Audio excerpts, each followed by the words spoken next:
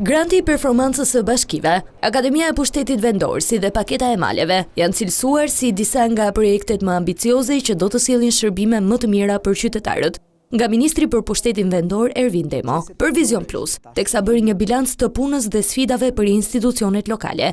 Ministri u shpreh se bashki tashmë kanë një sër instrumentesh që i vinë në ndihmë si në aspektin financiar, ashtu dhe në politikat zhvilluese. Ku ne do të shohim se si implementimi i politikave lokale për sa i përket funksioneve bazë, mund të jetë arsimi parashkollor, trajtimi i mbetjeve ose menaxhimi i mbetjeve në tërësi dhe elementë tjerë, të cilët janë shumë të rëndësishëm.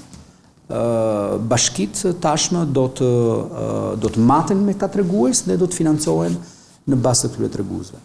Është një akademi e cila është konceptuar në ADN-n e vet si një institucion i cili do të adresoj problematikat specifike që kanë autoritetet lokale.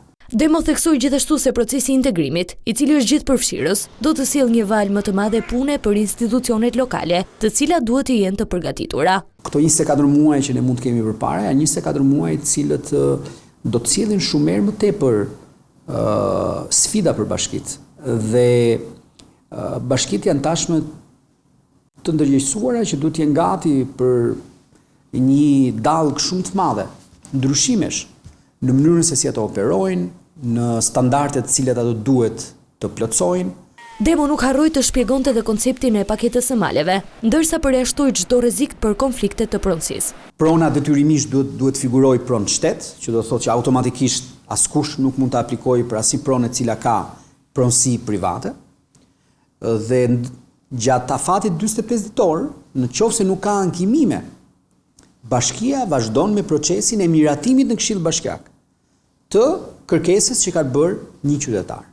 Domethënë procesin vetvete është shumë transparent. Prandaj unë dua ta nënvizoj që paketa e maleve nuk është një iniciativë për të adresuar problematika të pronësisë, sepse me paketën e maleve nuk merr certifikat pronësie për pronën, por në fakt ti të lindet drejta që nëpërmjet paketës së maleve ti të aplikosh me një projekt, marrësh lejen e ndërtimit, të ndërtosh dhe më pas pajisën me certifikatin e pronësisë atje ku ke investuar.